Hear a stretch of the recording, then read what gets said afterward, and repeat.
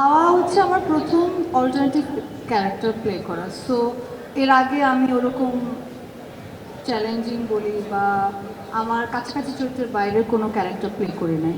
So হাওয়া যখন করেছি তখন তো আমি অভিনয়ের কিছুই জানি না। মানে আমার হাওয়া হচ্ছে, আমি সবসময় বলি যে আমার স্কুলিং অ্যাক্টর হিসেবে, যেখানে আমি প্রথম বুঝতে পারি যে অ্যাজ অ্যান অ্যাক্টর হতে গেলে অভিনয়ের জীবন মানে যাপনটা কেমন হয়, কি কি করা উচিত, কি কি করা উচিত না।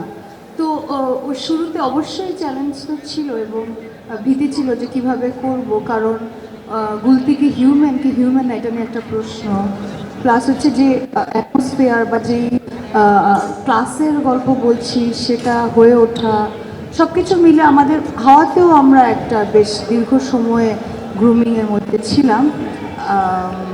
হ্যাঁ, ওটা ডিফিকাল্ট ছিল ওই সময় প্লে করাটা।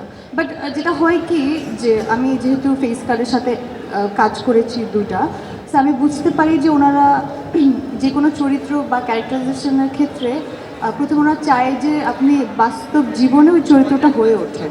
যদি এটা হয়ে যান তাহলে আর আপনার টেনশন করতে হবে না শুটিং বা কিছু কীভাবে কী হবে, কারণ আপনি চরিত্রটা অলরেডি হয়ে আছে। সে এইটা হচ্ছে চ্যালেঞ্জ, যে আপনার ব্যক্তি জীবনের বাইরে যে চরিত্রটা সেই জীবনযাপনটা করা, ওটা হয়ে ওঠা, ওটার জন্য সময় লাগে এবং ওটা হয়ে উঠতে পারলে তখন আর চাপ লাগে না। Thank you.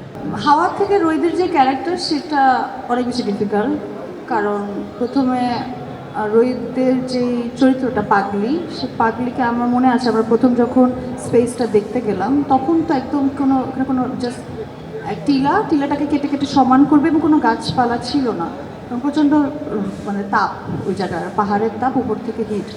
সো ওই সময়টাতে আমি যখন গেলাম তখন আমার অনেক ভিডিও করছিল। তো আমার রাতের বেলা যখন বাসায় আসছি তখন আমাদের কলিগ আমাকে বলছিল যে কাট আউট লাগতেছে, মানে তোমাকে দেখতে মানে অ্যাডজাস্ট হচ্ছে না এই চরিত্রটা।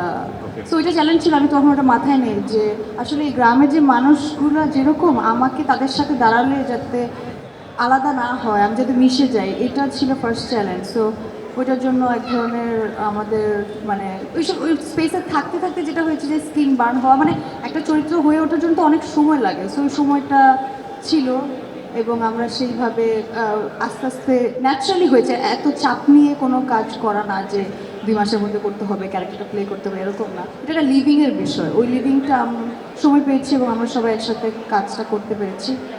তারপর ন্যাচারালটা আস্তে আস্তে ডেভেলপ। যে কোনো চরিত্র করতে গেলে তো চ্যালেঞ্জ থাকে, তার প্রিপারেশন নিতে হয়, সেটা কম বেশি সব চরিত্রে।